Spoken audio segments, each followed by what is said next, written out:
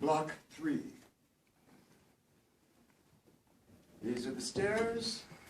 You gotta watch. I don't like this place. I'm gonna quit it before I get fired. I don't like it. I just don't like a place like this.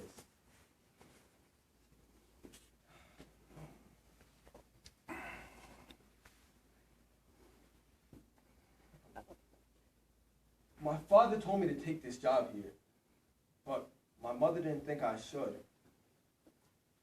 Thinking of it, I should have listened to her. Because he thinks I'm lazy because I've never worked in the summer. But actually I have worked before.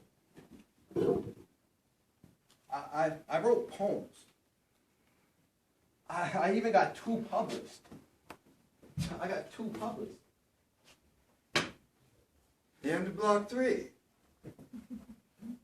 Block 4. Suddenly last summer.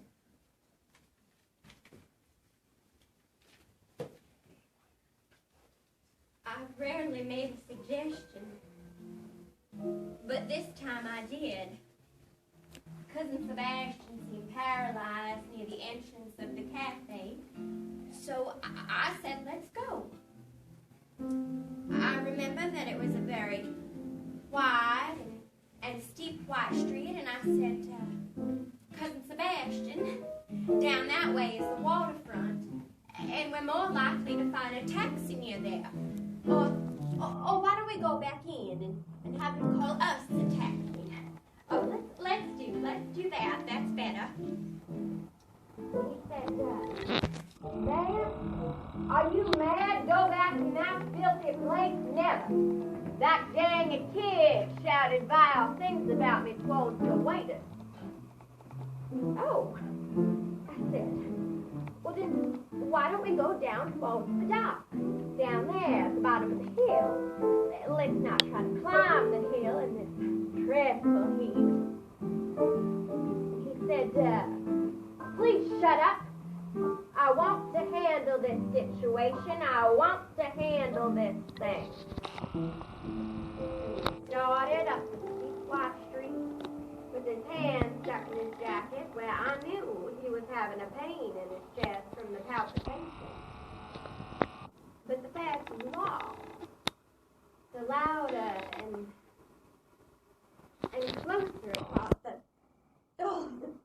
The music, the oompa of that following band, they'd somehow gotten through the barbed wired street, and they were just following up the blazing white street.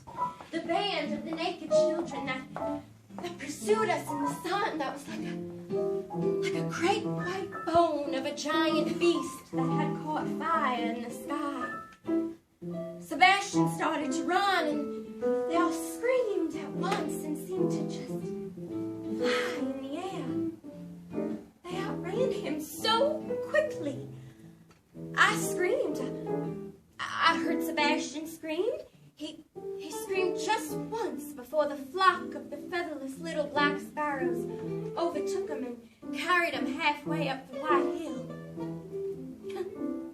And I ran. Oh, I ran down. The easier direction was to run down the hot, white, blazing street, screaming out, help!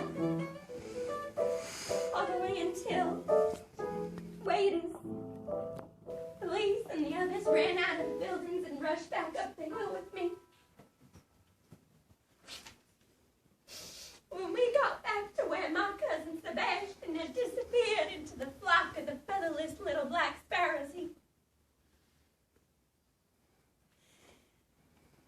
was lying naked as they had been naked against that white wall.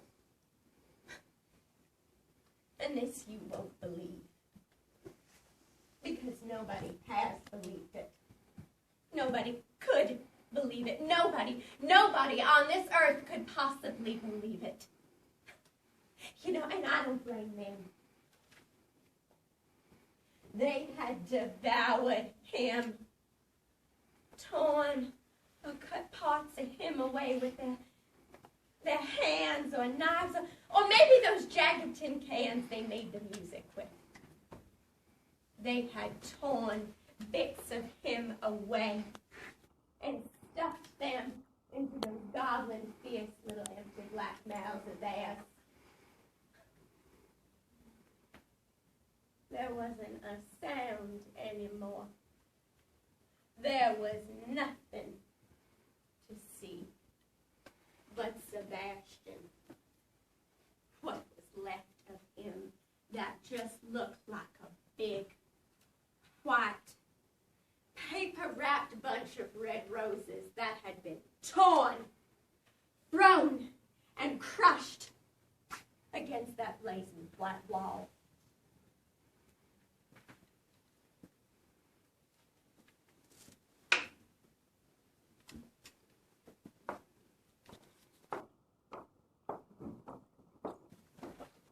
The end of block 4.